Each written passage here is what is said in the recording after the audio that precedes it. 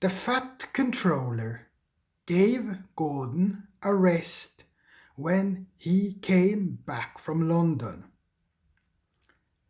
He told James to do Gordon's work.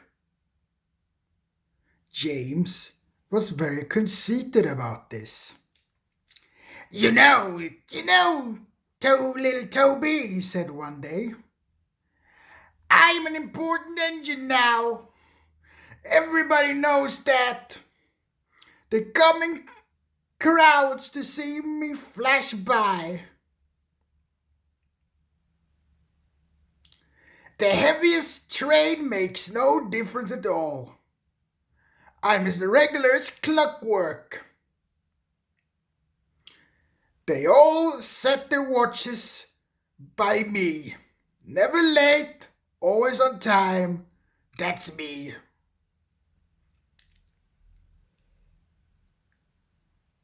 Oh, say you, replied Toby cheekily.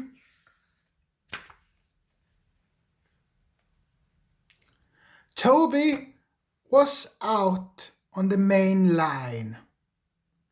The Fat Controller had sent him to the works. His parts were worn. They clanked as he trundled along.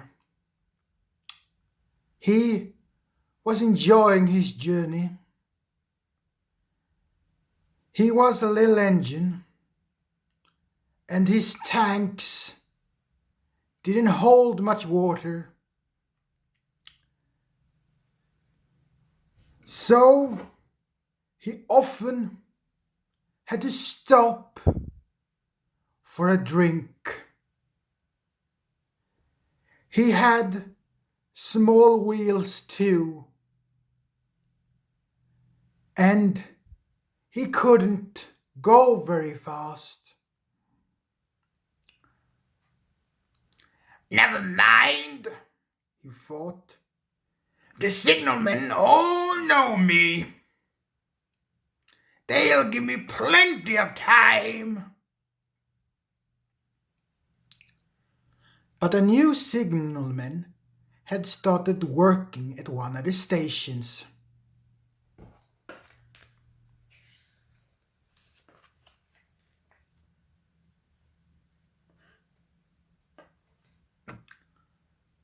Toby had wanted to take Henriette. But the Fat Controller had said, "Oh no! What would the passengers do without her?"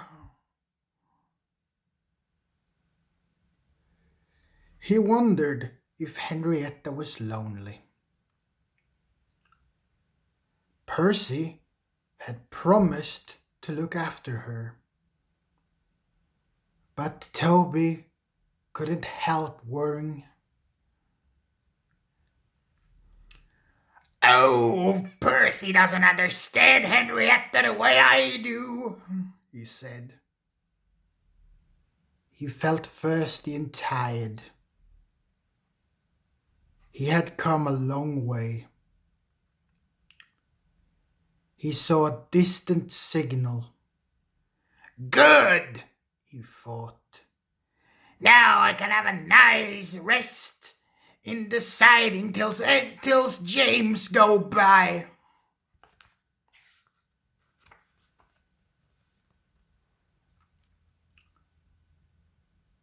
Toby's driver thought so too. They stopped by the water crane.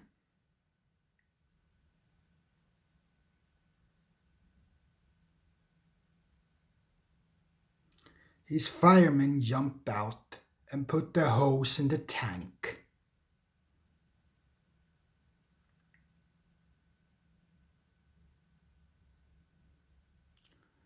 Toby was enjoying his drink when the signalman came by. Toby had never seen him before. No time for that, said the signalman. We must clear the line for the express. Right, said the driver. We'll wait in the siding. No good, said the signalman. It's full of troops. You have to hurry to the next station. They got plenty of room for you there.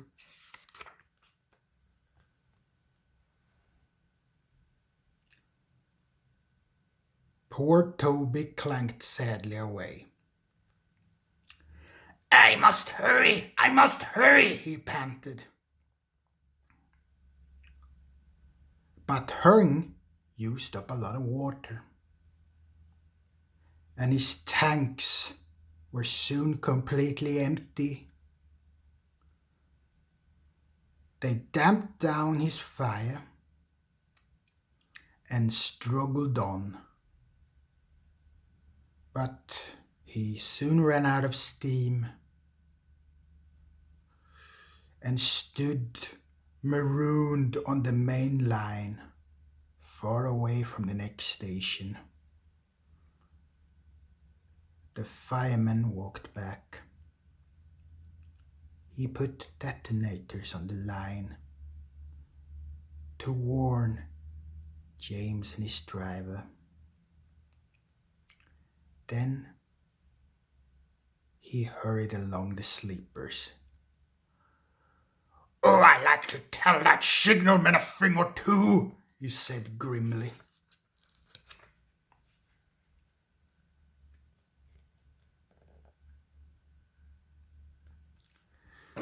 James was fuming when Toby's fireman arrived and explained what happened. My fault, said the signalman. I didn't understand about Toby.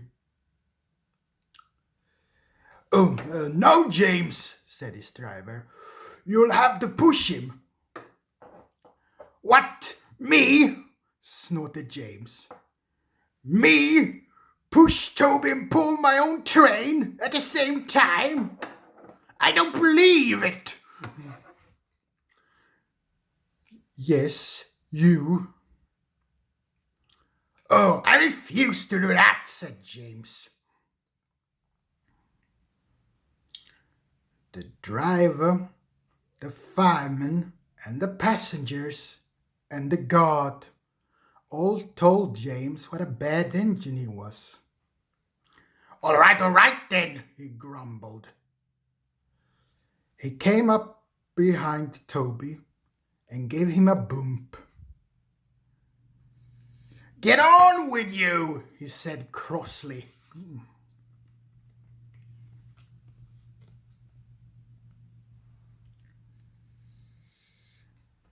James' driver made him push Toby all the way to the works. It serves you right for being cross, he said. James had to work very hard, and when he reached the workstation, he felt exhausted. Some little boys ran along the platform. Go, go, one said. The express is late, and a double-header too. Do you know what I think? I think James couldn't pull the train on his own, so Toby had to help him. Oh, I don't believe it, said James and disappeared in a cloud of steam.